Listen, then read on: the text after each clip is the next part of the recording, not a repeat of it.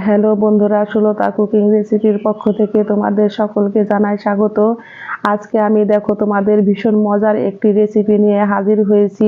ঢেঁড়স বাকি ভেন্ডি যেটাই যে নামে বলো, আজকে আমি ভেন্ডির তোমাদের তরকারি করে দেখাবো। আর এটা খেতে যেন হয় এত ভীষণই মজা, অবশ্যই তোমার বড়রা তো খাবেই চেটে পুটে, বাচ্চারাও তোমার চেটে পুটে তৃপ্তি সহকারে খাবে। আর এই রেসিপিটা একবার খেলে ওরা বলবে যে সপ্তাহে আমাকে আরো 4-5 বার তোমরা এটা তৈরি করে দাও। এটা দিয়ে তোমাদের ভাত খাওয়া হয়ে যাবে, আমি তোমাদের গ্যারান্টি দিয়ে বলছি।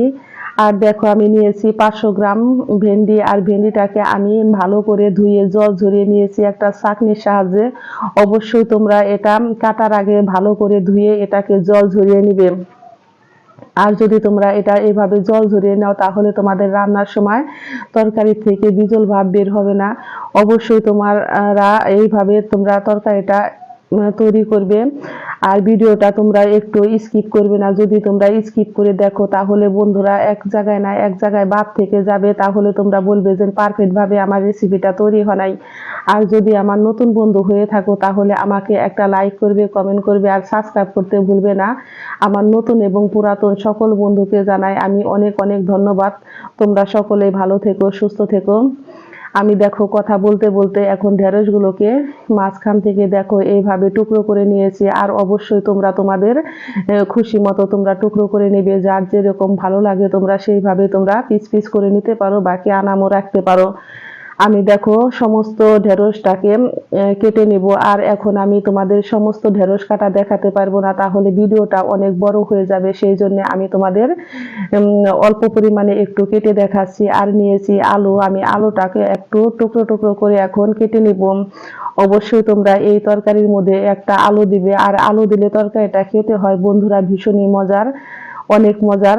আমার বাচ্চারা তো এটা আজকে অনেক তৃপ্তি সহকারে খেয়েছে। আর আমি আজকে রান্না করার পরে ওরা কিন্তু আর কোনো মাছ বাকি মাংসর কোনো তরকারি নেয় নাই, ওরা কিন্তু আজকে এই সবজিটাই দিয়ে খেয়েছে অনেক তৃপ্তি সহকারে। আমি নিয়েছি একটা টমেটো, আর টমেটোকে আমি এখন টুকরো টুকরো করে কেটে নিব। আর আজকের আমি তরকারির মধ্যে একটা টমেটোই দিব, কারণ বেশি দিলে তরকারিটা টক হয়ে যেতে পারে। আর যদি তোমরা একটু কেউ টক বেশি পছন্দ করো তাহলে টমেটোর পরিমাণটা একটু বাড়িয়ে দিতে পারবে।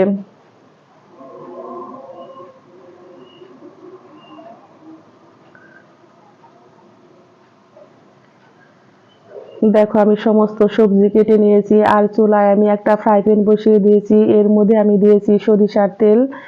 আমার তেলটা গরম হয়ে গেছে, আমি এখন দিয়ে দিচ্ছি কেটে রাখা আলু। আর এর মধ্যে দিয়েছি অল্প পরিমাণে একটু লবণ আর অল্প পরিমাণে একটু হলুদের গুঁড়া। এখন সমস্ত উপকরণ দিয়ে আমি এটাকে ভালো করে ভেজে লাল লাল করে তুলে নিয়েছি। আমি আলু ভাজা তেলের মধ্যে দিয়েছি 2টা শুকনা লঙ্কা, আর দিয়েছি হাফ চা চামচ পরিমাণে গোটা জিরে। এখন আমার ফোড়নটা দেখো লাল লাল হয়ে গেছে।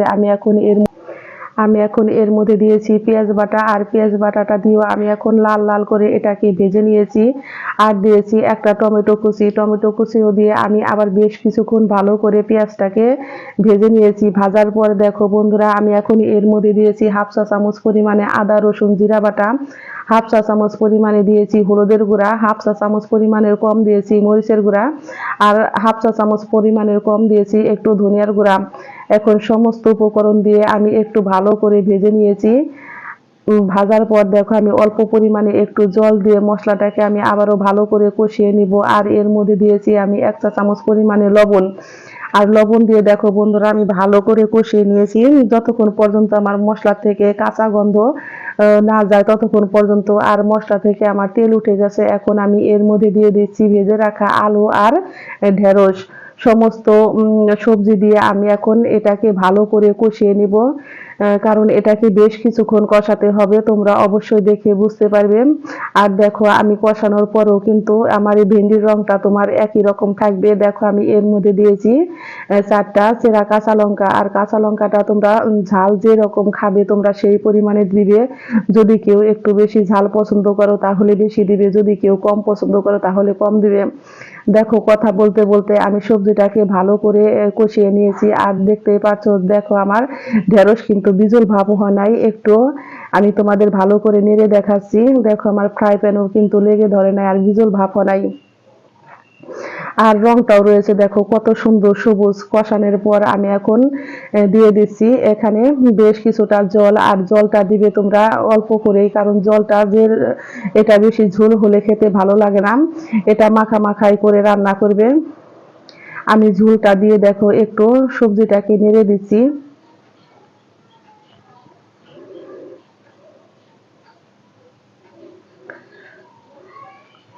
আর আমি দেখো রান্না করে নিয়েছি 5 মিনিট। 5 মিনিট পর আমার এর মধ্যে আমি এখন দিয়ে দিচ্ছি বেটে রাখা 2 চা চামচ পরিমাণে সরিষা বাটা। আর তোমরা কেউ যদি সরিষা বাটা না দিতে চাও তাহলে তোমরা এটাকে স্কিপ করতে পারো।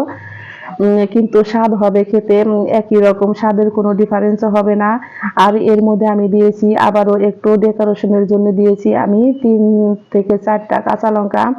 এখন সমস্ত উপকরণ দিয়ে দেখো আমি এটাকে আর একটু রান্না করে নিব 3 থেকে 4 মিনিট। আর আমার ঢেঁড়স আলু নরম হয়ে গেছে।